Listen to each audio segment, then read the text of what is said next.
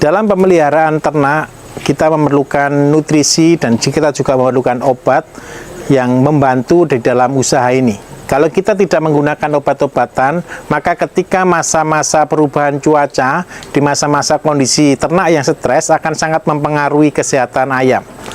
Seperti misal, penyakit-penyakit yang banyak menyerang ayam, puyuh, bebek, kambing adalah pada waktu datangnya masa pancaroba, setelah musim perubahan dari musim kemarau ke musim penghujan, atau dari musim penghujan ke musim kemarau. Penyakit yang biasa muncul adalah seperti penyakit batuk, pilek, demam. Kemudian kalau untuk ayam ada flu burung, ada penyakit-penyakit stres dan lain sebagainya. Bagaimana dengan cara tradisional kita bisa mengobatinya, bagaimana kita menghalangi supaya tidak terjadi satu penyakit. Ini yang harus kita persiapkan. Kita melakukan satu tindakan yang preventif, pencegahan, supaya penyakit itu tidak menyerang ternak kita. Ada beberapa bahan-bahan tertentu yang secara umum ini sangat bagus di dalam pemeliharaan ternak. Di antaranya kita bisa menggunakan kunyit. Kunyit adalah satu tanaman rempah yang memiliki khasiat, dia sebagai antibiotik. Kunyit ini adalah antibiotik alami tertinggi. Ketika kita menggunakan kunyit, kemudian kita fermentasi, maka ternak kita akan jauh dari penyakit, terutama penyakit-penyakit yang disebabkan karena virus. Jadi kunyit ini untuk mengobati penyakit yang disebabkan karena virus, seperti flu burung dan lain sebagainya. Kemudian kita juga memerlukan jahe. Jahe ini adalah satu tanaman yang bersifat panas yang akan kita pergunakan untuk apa? Pada waktu ternak kita mengalami kondisi demam, ketika daya tahan tubuhnya turun, dia akan disertai dengan rasa sakit. Untuk mengatasi rasa sakit itu kita memerlukan satu hal yang menghangatkan tubuh. Jahe ini bersifat menghangatkan dan dia sangat membantu di dalam peredaran darah. Ketika peredaran darahnya dia lancar, maka penyakitnya akan berangsur-angsur akan membaik. Jadi jahe bukan mengobati, tapi jahe membantu tubuh keadaan yang nyaman, sehingga ternak kita bisa istirahat dan dia bisa sembuh kembali.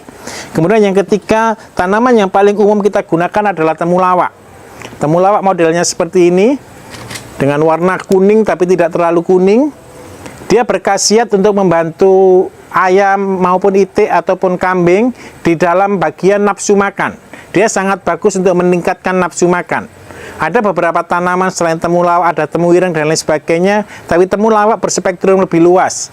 Selain dia meningkatkan nafsu makan, dia juga memperbaiki kerja hati. Ketika ternak kita mengkonsumsi temulawak, maka hatinya akan baik. Hatinya akan betul-betul sempurna dan tidak ada lemak yang ada di dalamnya.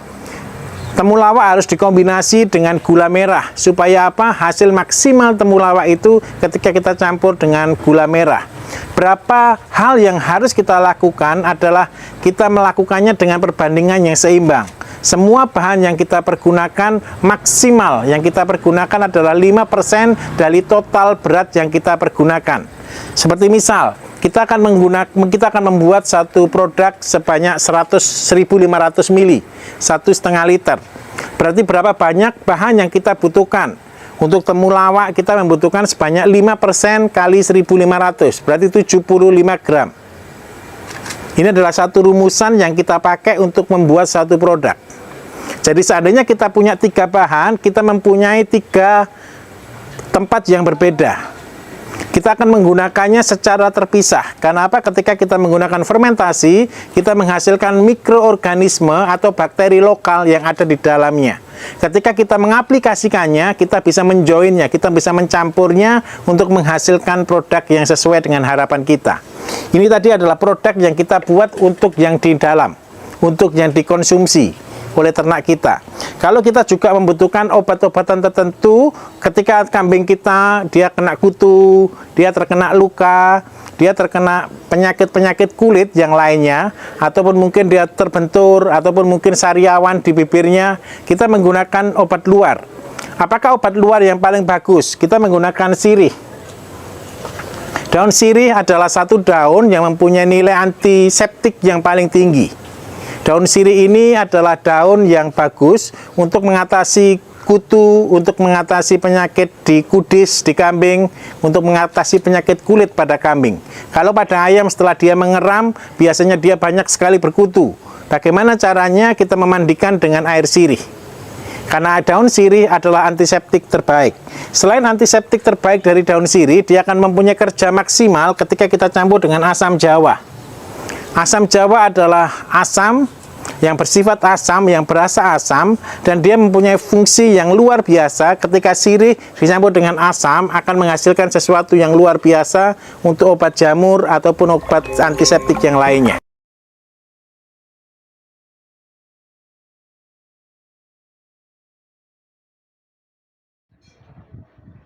Kalau 70 menit dia apa deh?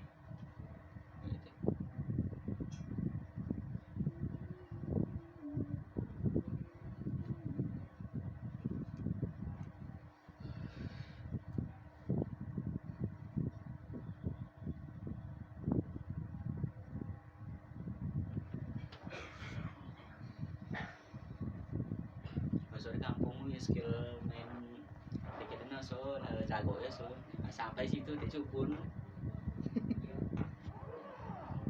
Sampai situ hilang skillnya. Iya, hilang skill.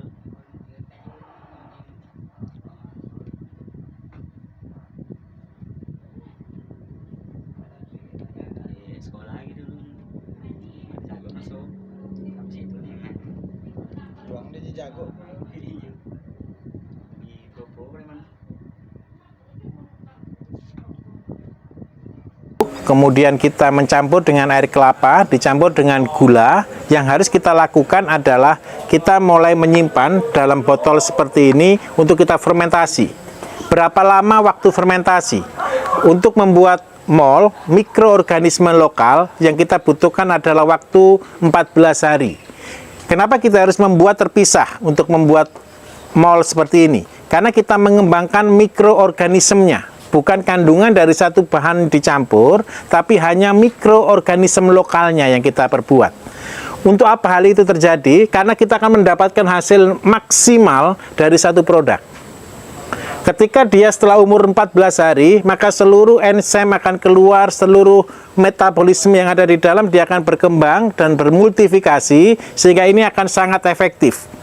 Setelah 12 hari, kita bisa mencampurnya untuk membuat satu tujuan tertentu. Seperti misal, kita mempunyai ayam yang hari ini dia sakit, dia mulai ngantuk, dia mulai pilek, dia keluar ingus. Apa yang harus dilakukan? Berarti kita membuat kunyit untuk antibiotiknya, dan kita membuat temulawak untuk nafsu makannya, kita tambah jahe sedikit supaya badannya jadi hangat.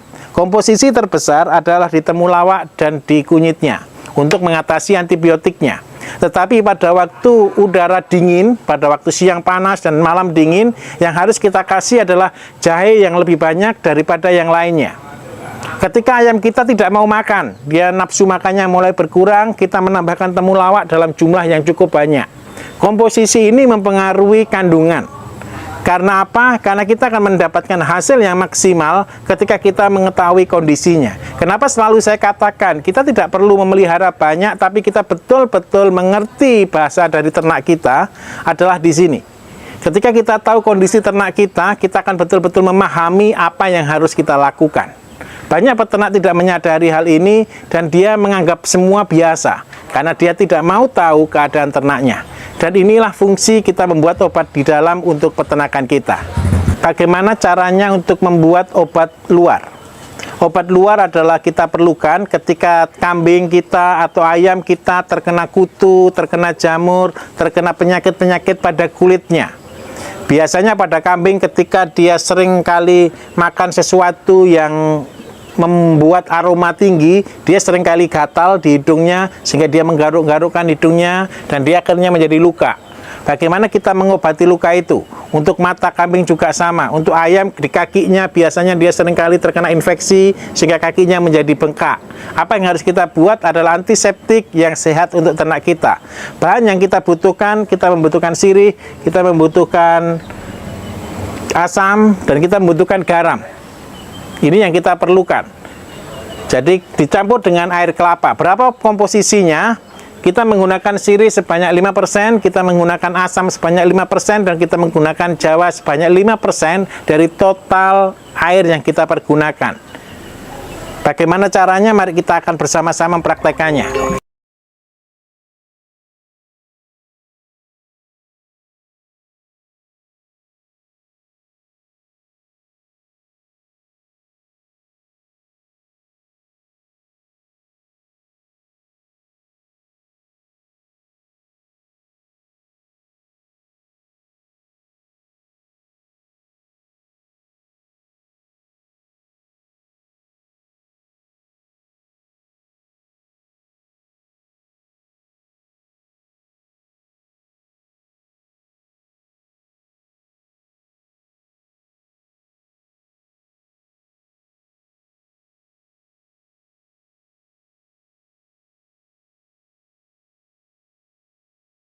mal dan kita membuat obat luar, kita berarti punya tanggung jawab baru. Apa yang harus kita lakukan setiap hari? Karena ini berasal bahan baku dari air kelapa ditambah dengan gula ditambah dengan mikroorganisme, maka yang terjadi adalah terjadi reaksi kimia di dalamnya. Tugas kita adalah minimal dalam waktu 1 hari 3-4 kali harus dikocok seperti ini dan dibuka setiap 3-4 hari untuk mengeluarkan gas yang ada. Jadi setiap 1 hari minimal 4 kali ini harus dilakukan. Ini akan menjadi masa ketika kapan? Ketika semua gas sudah selesai, ketika proses mikroorganisme sudah selesai, dan itu sudah menunjukkan bahwa proses kimia telah selesai. Itu bisa disimpan dalam waktu yang sangat lama. Penggunaan untuk obat luar ini dengan cara minimal kita taruh di pada luka atau pada penyakit minimal 1 hari 2 kali, pagi atau sore. Dan ini sangat membantu sekali ketika pada kudis pada kambing yang harus kita lakukan, kita bersihkan kambingnya, kemudian kita kasih dengan kita gosok dengan cairan ini. Ini yang kita lakukan.